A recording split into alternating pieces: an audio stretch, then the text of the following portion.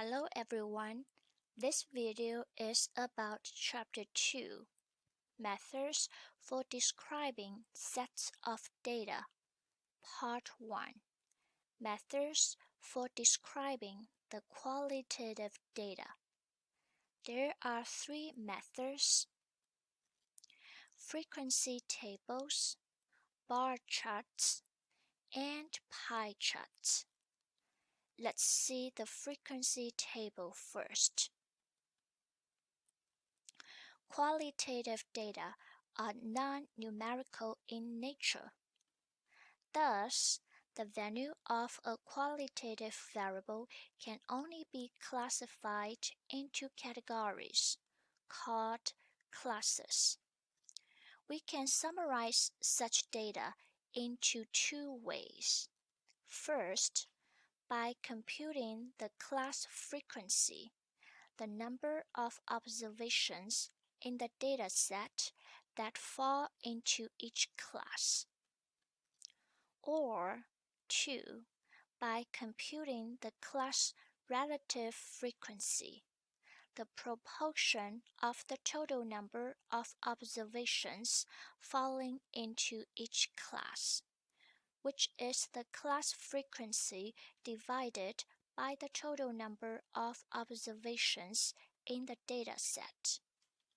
The class percentage is that you translate the class relative frequency into percentage.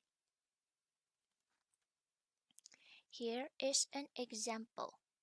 Here are 22 data with 3 types of aphasia.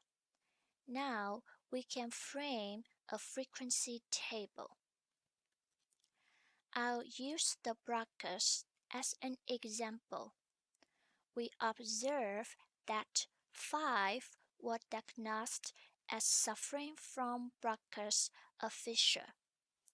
The relative frequency equals the class frequency 5 divided by the total number 22.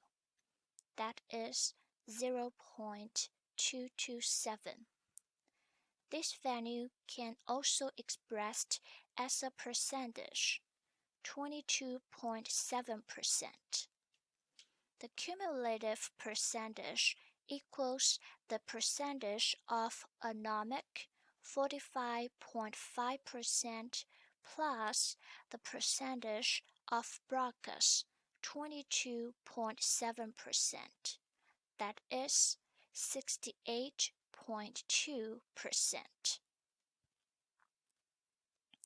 Although the frequency table describes the data, we often want a graphical presentation as well.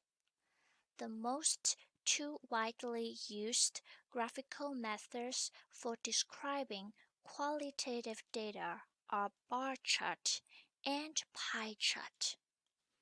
This figure shows the frequency of the 3 types of aphasia in a bar graph. Note that the height of the bar is equal to the class frequency. We also use pie chart to show the relative frequencies. Note that the pie is a circle, and the size of the pie slice assigned to each class is proportional to the class relative frequency. Bar chart and pie chart are widely used to describe qualitative data. However, if each category has very similar number of observations, we prefer bar chart, which seems provide us more information. Also, the information produced in the pie charts sometimes will be limited if the categories in the data set are large. That's all for part 1.